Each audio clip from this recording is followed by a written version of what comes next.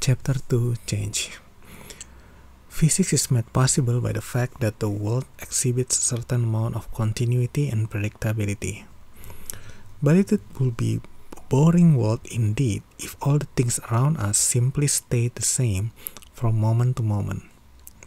Happily, they don't. Planets and stars move through space, people commute to work or fly home for the holidays.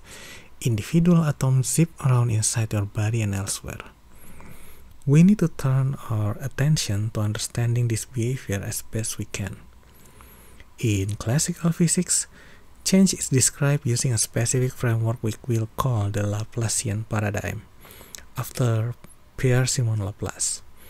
The Laplace demon thought experiment illustrated a conservation of information.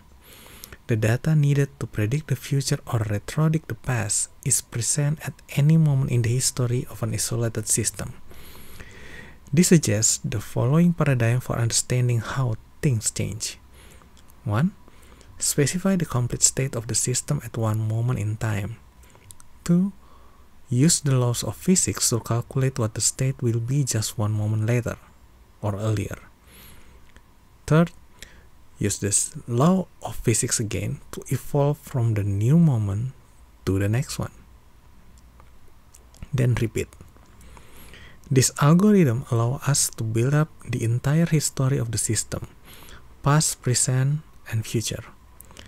There is no reference to natures or purposes or goals toward which the system aspires.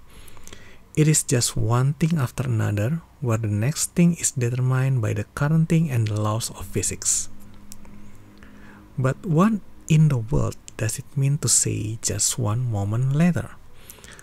What is a moment supposed to denote here? A second? A millionth of a second? It seems a bit arbitrary. Presumably, what we want to do is to break time down into its smallest possible unit. But time seems to flow smoothly, whether from ordinary experience or from the perspective of modern physics. The continuity of time was recognized as puzzling even by the ancients, from Zeno of Elea, of Zeno's paradox fame, to Archimedes.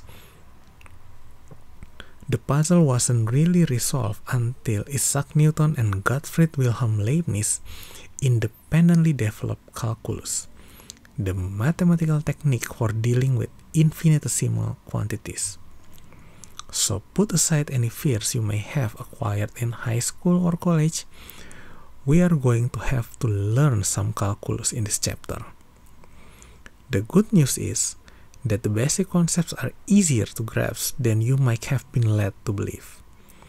There are only two of them, in fact: using derivatives to calculate the rate of change of something and integrals to calculate the total amount of change.